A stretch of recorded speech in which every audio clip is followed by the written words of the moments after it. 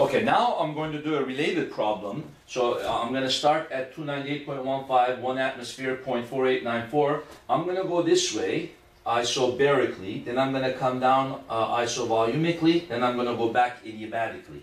What I did, since the adiabatic answer we already know, we know that the third stage Q3 is going to be 0. Delta E3, I reversed the sign. It used to be negative, but since I'm going backwards now, I put it positive 45.696, and then W3 would be negative 45.696. So now I want to calculate what the pressure and the volume here will be. Well, since it's isobaric, the pressure is going to be just 1 atmosphere, of course. And then the volume is just going to be the same as the 1.545, right? And then the temperature here, we can calculate what the temperature here is, T prime, right? And then we can calculate the heat and the work and the delta E in each stage, and then calculate the efficiency of this engine, okay?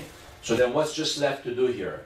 So we have here, in the first stage, we have P initial, V initial over T initial is equal to P prime, V prime over T prime. Since the pressure is constant, we can say P initial, P prime are the same. V initial is 0.4894, T initial 298.15, V prime is equal to 1.545, and then T prime, we can calculate what T prime is. So then we can put that information here. 941.24 Kelvin. So because we're going isobarically and we're increasing the volume, heat is going to be coming into the system, and the system is going to be increasing in its temperature, right? So then after that, we already know what the temperature here is going to be because we've done that before. This one is going to be 5. Okay, so we don't have to calculate that anymore. Okay, so now I can do all the other things that we need to do, right? So I can say Q1 is going to equal, so I can say Q1 is going to equal delta E1 plus work in stage 1, right? So then delta E1 is going to be how much it increases internal energy. So that's going to be 5 halves times 20 times 8.314 times the change in temperature. So that's going to be 941.24 minus the initial temperature 298.15. So we can calculate this separately. That's going to give us delta E1. Okay, so that's a lot of change in internal energy.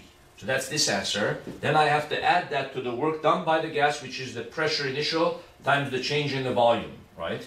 So then that's going to be equal to 267.333 kilojoule.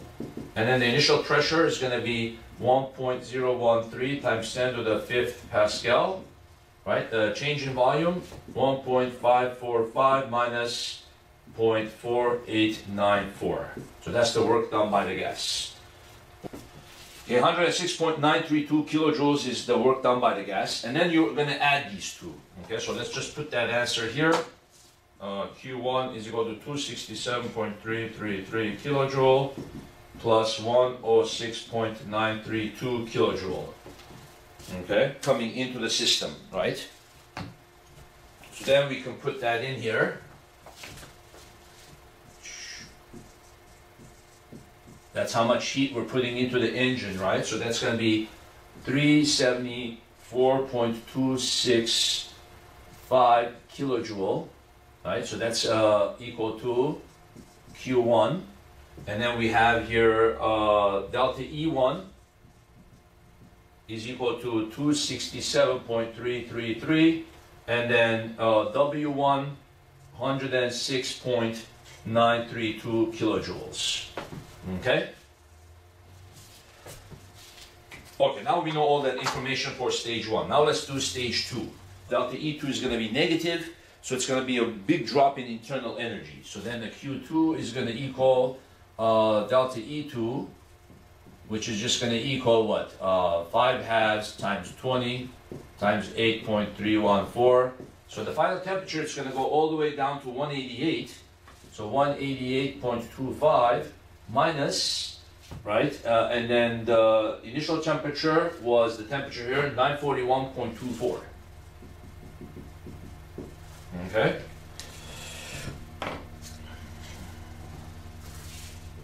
(188.25) minus 941.24, okay, times 2.5 times 20 times 8.314. Okay, then that's going to be equal to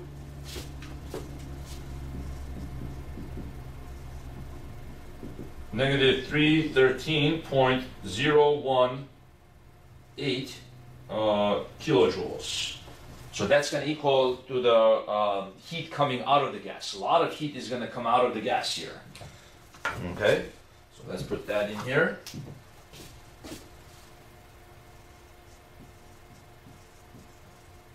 Q2 is going to equal, it's not as big as Q1, but it's quite significant. Negative 313 plus 018 kilojoule, right? And then that's going to equal delta E2. So delta E2 is going to equal negative 313.018. Okay, and then the work is just going to be 0. Okay, and then we already know what's going to happen in the third stage. In the third stage, going back, the heat is 0, the internal energy is 45, and W3 is negative 45. Okay, so let's find out the totals now. Okay.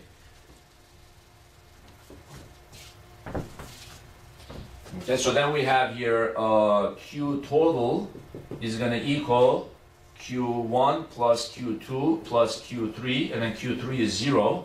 So Q1 is going to be 374.265 minus, and then Q2 is going to equal 313.018. Okay, heat into the gas, that's counting how much heat came in and then how much heat went out, right? And then the work done by the gas total is going to be work in stage 1 plus work in stage 2 plus work in stage 3. Work in stage 2 is 0, right? So the work done in stage 1 is what?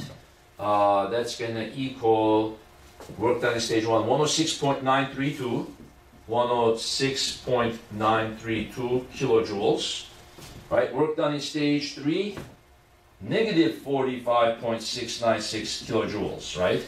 So work was done on the gas in order to compress it back adiabatically. That means the gas did negative work. So that's what it means to say the gas does negative work, because you have to compress the gas in order to go back to its original volume, right? You're going from 1.545, you're going down to 0.4894. You're doing positive work, the gas is doing negative work. So gas is being done, work is being done on the gas, right?